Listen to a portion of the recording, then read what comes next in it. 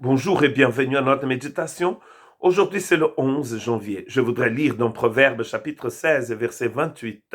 L'homme pervers excite des querelles et le rapporteur divise les amis.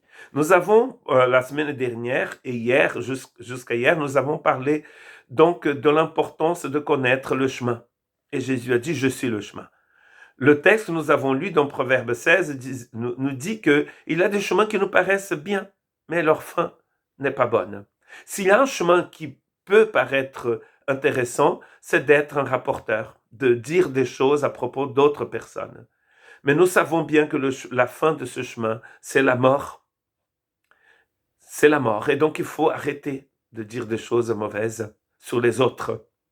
Proverbe 6, verset 16 à 19, dit ceci, il a 10 choses que est l'Éternel, et même 7 qu'il en a en horreur, les yeux hautains, la langue menteuse, les mains qui répandent le sang innocent, le cœur qui médite des projets iniques, les pieds qui se hâtent de courir au mal, le faux témoin qui dit des mensonges, et celui qui excite des querelles entre frères.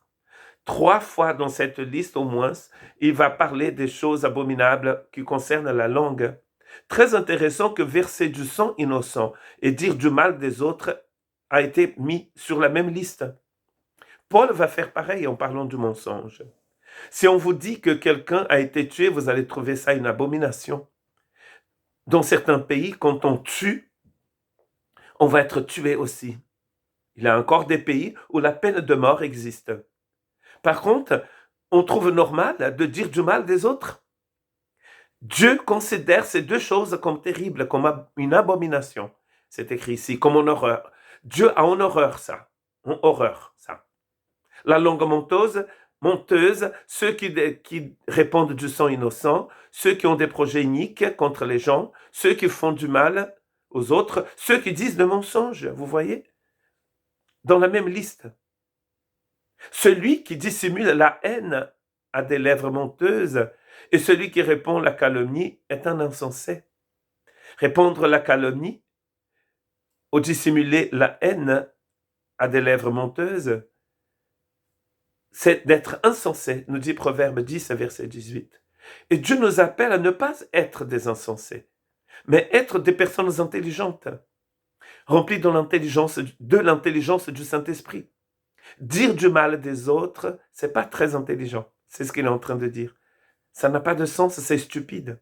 Et nous ne voulons pas être des personnes stupides. Proverbe 11, 13, celui qui répond la calomnie dévoile des secrets, mais celui qui a l'esprit fidèle les garde. Quelle personne voudrions-nous être? Cette personne qui garde le secret. Ce sont des personnes fidèles. C'est-à-dire que certains secrets meurent avec eux. Ils vont pas laisser continuer cette chose-là. Nous connaissons un peu comment fonctionne ce que nous appelons ici, en France le téléphone arabe.